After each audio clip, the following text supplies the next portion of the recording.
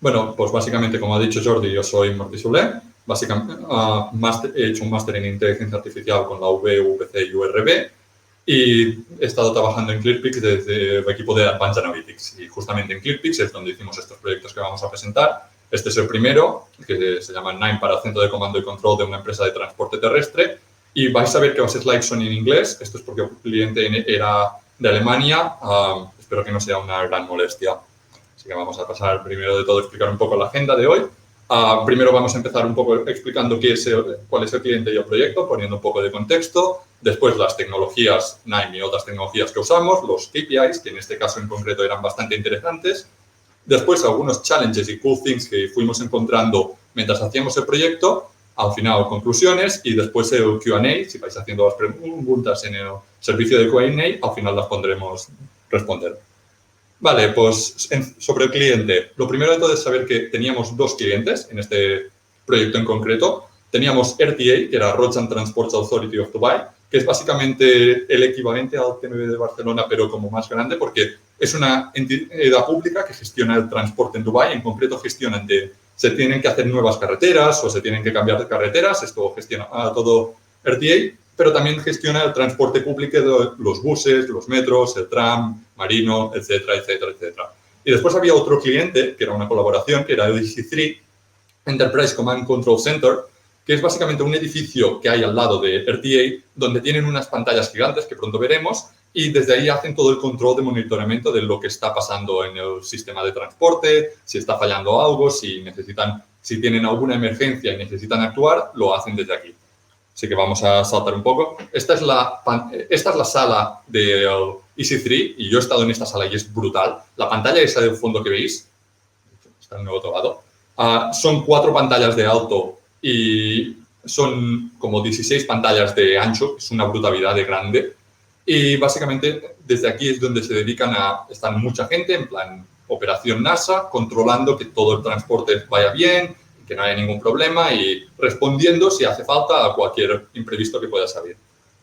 Vale, ¿cuál era el proyecto? El proyecto era obviamente implementar este panel de control, que esto es lo que querían al final, y tenían algunos challenges. Al final son los challenges un poco de los de siempre. Al principio querían que fuera mantenible, asequible de mantenimiento, no tiene por qué ser muy barato, o sea, no muy barato porque un proyecto como este nunca lo va a ser, pero que no se fuera mucho.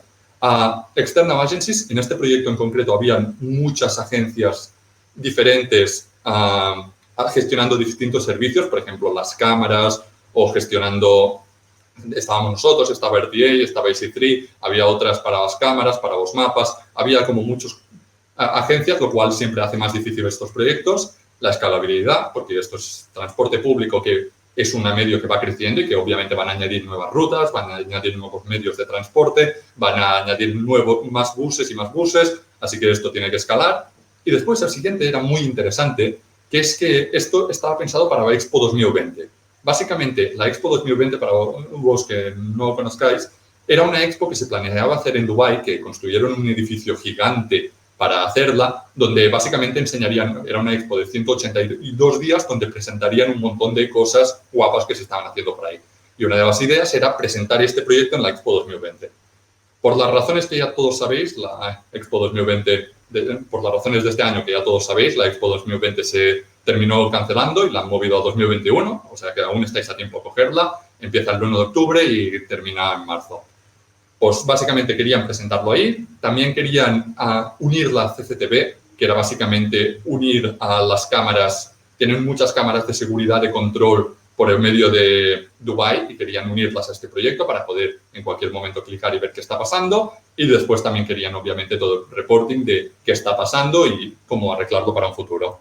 Así que vamos a ver un poco el proyecto en sí. Vale, es esto. Al final lo que querían de proyecto, querían la pantalla esta gigante, querían ver un mapa del transporte público, querían ver todo lo que estaba pasando, querían el análisis del detalle de lo que estaba pasando con las rutas, qué rutas estaban delayed, etcétera, etcétera, y querían poder en cualquier momento clicar en una cámara y acceder a ella.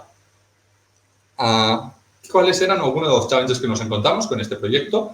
Algunos de los challenges era, por ejemplo, el número de data.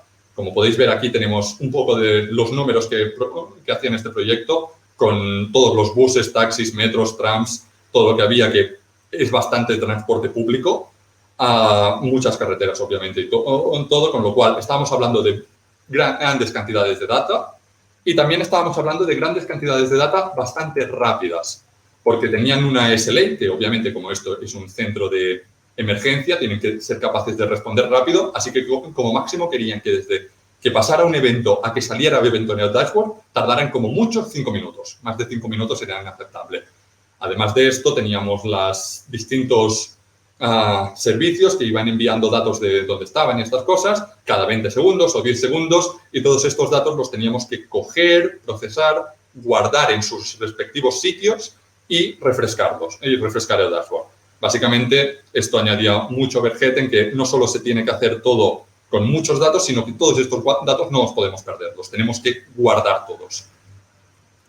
Y ya entramos un poco en la tecnología y aquí está un poco las tecnologías, pero aquí quiero explicar un poco cómo entramos con Nine. Básicamente, nosotros nos presentamos con Nine porque tenían la idea de hacer muchos proyectos de Machine Learning. Querían predecir semanalmente, la semana que viene, qué taxis habrá. Querían predecir los taxis, los buses, qué buses, cuándo van a llegar los siguientes 5 buses en esta parada. Querían hacer muchos casos de Machine Learning. Y tenían un dataset porque habían estado colectando data, pero lo que nos encontramos cuando fuimos ahí es que el dataset que teníamos no era del todo... había algunos problemas. Faltaban datos, cambiando en métodos de colección entre medias, había algunas cosas que no nos servían, diferentes frecuencias y problemas que no nos servían para hacer algunos de los casos que querían hacer. Así que lo que primero que hicimos fue, en lugar de hacer los casos de Machine Learning, vamos a primero hacer la parte de ETL con Nine. Y este es el spoiler, en este proyecto usamos Nine como herramienta de ETL un poco. Y lo que hicimos con él es preparar los datasets, y hacer todo, obviamente todo lo operacional, pero además de eso, preparar los datasets para que si alguien llega en un futuro, tenga todos los datasets de Machine Learning para cuando queramos hacer los casos esos. Y bueno, para hacer esto, básicamente tuvimos que involucrar a muchas tecnologías que hay por aquí. Básicamente, ahora veremos la arquitectura, pero Kafka para los eventos, para cada evento, cada vez que un bus saltaba un evento, cada un tren saltaba un evento, iba Kafka, que nos hacía de buffer, lo consumíamos con Nine. Después teníamos Mongo y Hive para las bases de datos, teníamos, bueno, el lenguaje de programación. De hecho, esto lo veremos mejor en la arquitectura, que esto era la arquitectura en sí, que como podemos ver es bastante sencilla de explicar, de implementar fue un poco más difícil. Pero básicamente los sources era esto, los eventos de Kafka que iban a Nine, que los procesaba, los masajeaba los datos, los arreglaba y después los guardaba en 2 bases de datos, en MongoDB y en Hive. Básicamente en Hive lo guardábamos todo para si hay algún... Porque no le pasará a nadie como nos ha pasado a nosotros, que si guardábamos todo el dato en el más puro detalle para que si el siguiente que llega necesita algún dato del año 2020, el principio, y ya hace 5 años que se hizo, esté ahí el dato. Y con MongoDB, donde era una base de datos más ágil, más rápida, donde guardábamos menos años y donde usábamos para hacer las queries rápidas de agregado. Después de todo esto lo visualizábamos a través de un gateway en Power BI. Y aquí también no está en la slide, pero es bastante interesante que todo esto estaba, claro, aquí estaba Nine operacionado en un servicio muy importante, así que no solo estaba on-premises, sino que esto era high availability, tenían backups, tenían 2 backups en otro edificio y que siempre un Nine estuviera funcionando, cuando un nodo fallara hubiera otro que se disparara para que nunca dejara de procesarse esto y nunca perder datos, obviamente. Y aquí vamos a ir un poco a los KPIs que miraron en este proyecto, que yo os encuentro bastante interesantes. Que, vale, por ejemplo, en el transporte público, que era lo primero que querían mirar, querían el mapa de los buses, lo que querían mirar era básicamente estos puntos que tenemos aquí. Querían mirar qué rutas estén delay, cuál es el delay de las rutas, cuánto tarda este bus, no cuánto debería tardar, porque esto lo han calculado ya al final. Esto calculan, hacen la ruta un par de veces y lo calculan, sino cuándo está tardando al día a día este bus. Headway, que es el concepto este de cuánta distancia hay entre un bus y otro, que esto pasa mucho aquí, de que ves un bus lleno de gente y justo detrás otro bus igual de la misma ruta, pero vacío de gente, porque todo el mundo se va subiendo primero.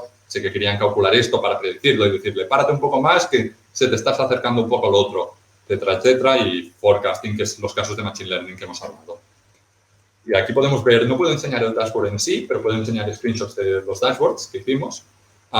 Esto es lo que veían ellos. Básicamente, tienen aquí esto es el análisis de delay en un momento concreto, esto lo tenían ahí, y básicamente con una ojeada podían ver 2 delays que tenían. En cada uno de los transportes tenemos bus, metro, tram y marino, y básicamente en cada uno podían ver, hacían un binning de los delays, en plan, va de tiempo, va un poco retrasado, que eran como 5 minutos, va muy retrasado, que eran más de 15, y va early, va antes del tiempo. Pues todo esto lo tenían, controlado, esto en este dashboard, y también podían ver claramente las rutas que más delay estaban teniendo. Por ejemplo, en este caso se ve que la 46 está causando problemas, así que podían ir y decir, vale, ¿qué está pasando con la 46? Vamos a investigarla, vamos a investigar qué está pasando con esta ruta. Después también tenían un análisis más a posteriori de estas rutas, que esto era interesante más desde un punto de vista analista de la persona que hace las rutas, que se mirara esto y dijera, vale, un día poder tirar atrás y decir, ¿qué ha pasado el día 27 con el bus tal? Pues ver un poco la ruta ha tenido 20 buses y de estos buses ha habido un delay a la 1 de la mañana. ¿Por qué ha habido un delay a la 1 de la mañana? Es común, esto pasa siempre a la 1 de la mañana de los jueves por la tarde hay delay. Y esto lo podían mirar con estos agregados y simplemente ver en plan qué está pasando. Y obviamente si a la 1 de la mañana siempre hay delay, quizás es porque ahí hay una discoteca o alguna cosa que se tiene que quizá mover el bus por otro sitio, quizá hay atascos o cualquier razón podría ser. Analizarlo con esto. Después también tenían unos KPIs con los taxis que no eran tan detallados como los buses. Los buses iban enviando cada 20 segundos su posición exacta, su dirección y a qué ruta iban. Pero los taxis no llegaban a tanto. Los taxis tenían más, en plan, en qué zona estoy más en general y estoy pillado, no estoy pillado, estoy ocupado o no ocupado. Y también si habían pick-ups y drop-off. También tenían la gente que marcaba en el servicio de taxis de quiero coger un taxi aquí. Y esto lo que querían hacer es proveer como un poco lo mismo que proveen tecnologías como Uber. Al final lo que querían era hacer un headmap de vos pick-up o drop-off y a predecirlo en un futuro. Lo que querían era básicamente ver a este sitio a las 2 de la noche va a haber un spike de pick-ups. Así que vamos a ponerles a los taxistas, vamos a decírselo para que puedan ir ahí y coger más gente y no haya un atasco ahí. Está bien además porque tener todo esto unido nos da mucha ventaja, porque por ejemplo tener esto unido con el sistema de transporte puede retroalimentarse de los taxis al final muchas veces lo que hacen es cumplir una ruta que no está hecha aún, así que si hay muchos taxis que hacen exactamente la misma ruta del mismo pick-up o mismo drop-off, quizá valdría la pena estudiar si vale la pena poner un bus ahí y con qué frecuencia valdría la pena tirar nuevos buses a ese bus, a esta ruta, etcétera, etcétera, etcétera. Así que esto es lo que querían ver un mapa de los taxis y esto lo podemos ver aquí. Básicamente querían ver los pick-up y los drop-off, la supply o la demanda de taxis, querían ver en cada momento qué está pasando y sobre todo si tienen que reaccionar, el martes que viene, como es un día no festivo, pero que que las escuelas se hacen fiesta y que hay algunos problemas de tráfico porque llueve, queremos saber que tendremos que enviar nuevos taxis o que habrá un spike de pick-ups y, por tanto, deberíamos hacer X o Y. Esto lo querían ver, obviamente, con tiempo, con una semana antes y también lo querían ver al momento, en plan, qué está pasando y podemos arreglarlo en algún momento. Después, el último dashboard que tenían ya era el último dashboard que tenían en EC3 era sobre las carreteras en sí y esto es lo mismo que, por ejemplo, aquí tienen en la DGT, esto es bastante común, tenían sensores en la carretera que en lugar de ver la velocidad a lo que iban los vehículos, lo que estaban viendo era cuántos vehículos pasaban por cada carretera, cuántos vehículos están pasando y esto lo mostraban simplemente en un mapa de ver qué atascos hay, qué carreteras y obviamente esto es útil para ver y para ver qué carreteras están funcionando, qué carreteras están fallando, qué carreteras se deberían bifurcar o añadir más carriles y qué carreteras realmente no se usan tanto.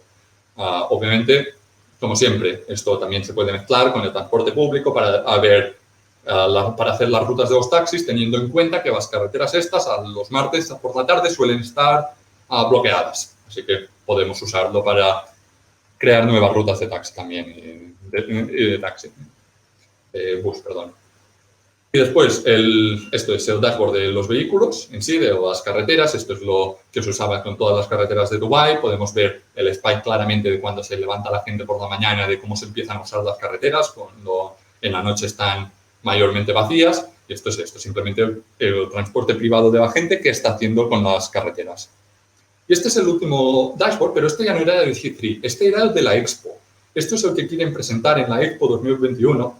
Y esto es muy guay, porque al final, como la Expo 2021 va a ser muy grande, van a poner buses se espera que vaya mucha gente, así que van a poner buses que vayan ahí, van a poner una nueva parada de metro para ir hasta ahí, creo que hay hasta un tren en la misma Expo, va a haberlo solo para moverse entre los mismos sitios de la Expo, porque hay varias paradas, es muy grande.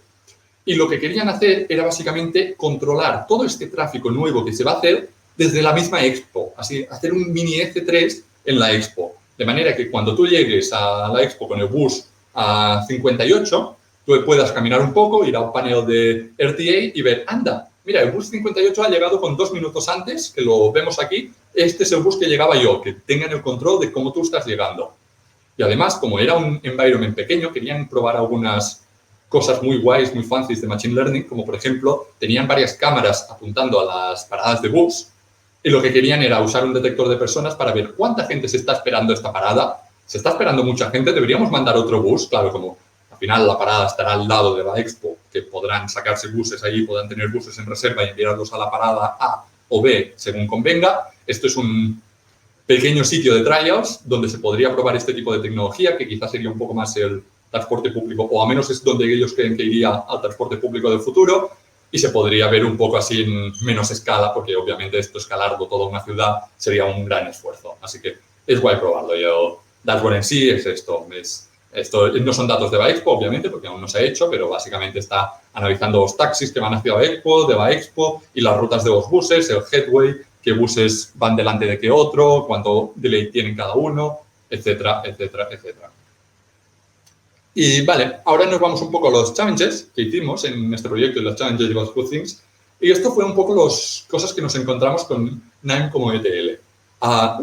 Prototipamos el proyecto bien, por ejemplo, teníamos muchos datos en MongoDB y usamos el MongoDB Reader de Nime, un módulo para sacarlos y hacer el prototipo, y lo mismo con las Geospatial Operations de Nime, pero cuando teníamos que ponerlo en producción, o ponerlo más adelante, nos dimos cuenta de que la performance a veces fallaba un poco. Y en el caso de MongoDB, por ejemplo, en el Geospatial Operations nos fallaba la performance, y en el MongoDB no teníamos alguna opción de hacer alguna query en concreto, muy concreta, que queríamos hacer para nuestro use case, porque es esto, al final estábamos usando MongoDB para hacer unas agregaciones que no estaban pensadas, que no eran fáciles, no eran triviales en absoluto. Así que, ¿qué hicimos? Básicamente lo que hicimos fue usar la flexibilidad de los lenguajes de scripting, como Nime permite añadir Python en cualquier momento. Usamos Python como pegamento para mezclar en Nime. Prototipamos con los módulos que ya nos ofrecía, que fue perfecto para sacar el prototipo rápido, y después, una vez ya lo teníamos decidido, usamos Python para ponerlo en producción, para poner la performance y la compatibilidad que realmente nos hacía falta. Al final usamos Python para hacer una query más complicada Mongo, y usamos Python para hacer una Geospatial Operations con una librería que ya estaba especializada en tráfico de transporte público, que era más rápido y tardaba 4 segundos en lugar de los minutos que tardaba el otro. Como K-Fit, aquí hay una cosa interesante, que es que esto hace ya un tiempo que lo hicimos. Ahora mismo el MongoDB Reader de Nime, por ejemplo, ya te permite hacer este tipo de queries que nosotros nos teníamos problemas haciendo. O sea que hay continuo mejora con esto, y que ahora ya no haría falta ni añadir este pegamento de Python en el caso de MongoDB. Si os interesa más sobre esto, tenemos 2 blog articles que los pueden encontrar en el link aquí debajo, con las slides, lo tendrán aquí para poder clicarlo y ver cualquier cosa que les interese. Ahí hay mucho más detalle. Vale, y al final las conclusiones, simplemente hacer un poco el wrap-up. Vale, lo primero esto, en este proyecto no nos lo esperábamos, pero no es tan raro de ir a una empresa que está queriendo hacer Machine Learning y dicen tener un dataset y que no funcione realmente, que no tengan datos para hacerlo. Así que fue muy útil en este caso que pudiéramos usar Nime como herramienta de ETL. Nos sirvió muchísimo y ahora tenemos todos los datasets preparados para poder hacer el Machine Learning. Se están colectando bien y ya se están colectando directamente con Nime, así que será muy fácil añadir toda la parte de Machine Learning encima. La flexibilidad de Nime, que nos permitió en cualquier momento integrar con muchísimos servicios. Hemos visto que tenían eso de Mongo y la Geospatial, pero también teníamos integrado con Kafka, con Power BI, con Hive. Teníamos un montón de integraciones con otros servicios que fue perfecto porque al final las tecnologías iban cambiando, entrando y viniendo. Así que siempre es de agradecer tener esta flexibilidad. Y vale, el final es los siguientes steps, los pasos siguientes, es que el customer está encantado, así que vamos a seguir con ellos y ahora sí vamos a empezar con los proyectos de Machine Learning, que ahora estamos empezando con los proyectos de Machine Learning que querían hacer en un principio. Ahora ya tenemos los datos, tenemos datos colectados de casi un año, ya podemos empezar a mirarlo un poco, ya podemos empezar a trabajar en ello. Y obviamente todas las visualizaciones avanzadas que les convengan. Vale, y aquí saltamos un poco al Q&A, así que si podemos mover las preguntas.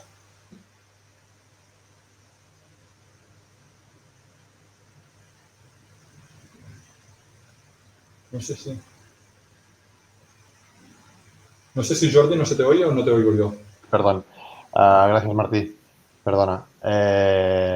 Si alguien tiene alguna pregunta más, las vais poniendo en el chat. Tengo una, Martí, que era un poco fuera de una agencia de transportes, ¿vale? Si crees que se podría aplicar este tipo de ejercicio, si habíamos pensado en algún otro tipo de caso de uso que no fuera en el transporte.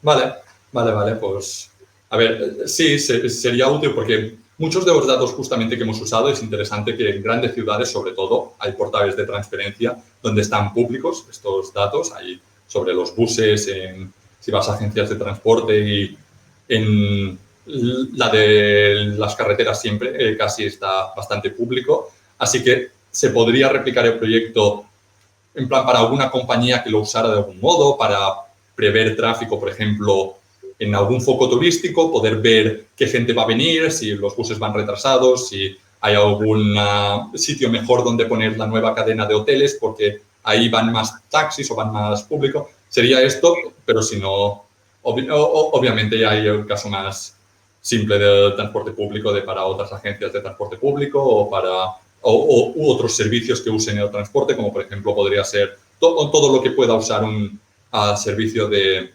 emergencias, básicamente, de reaccionar rápido y que puedan tener la pantalla donde vean todos los camiones que tengo yo ahora mismo, cómo les está yendo de tráfico y si alguno se rompe, poder enviar a alguien a cubrir ese camión. Perfecto. Tengo otra pregunta de Ricardo, que nos pregunta un poco experiencias en supermercados relacionado con ventas o inventarios. Voy a aprovechar un poco esta para... Creo que este caso que hemos hecho ahora no era demasiado aplicado a ventas o a clientes, pero voy a aprovechar esta pregunta un poco para pasar a nuestra segunda charla, ¿vale? Y ver un ejemplo que, aunque el ejemplo estará en encuestas de satisfacción, creemos que es mucho más aplicado a casos de gestión de clientes, de gestión de satisfacción y que puede ser mucho más relevante para un supermercado, si te parece.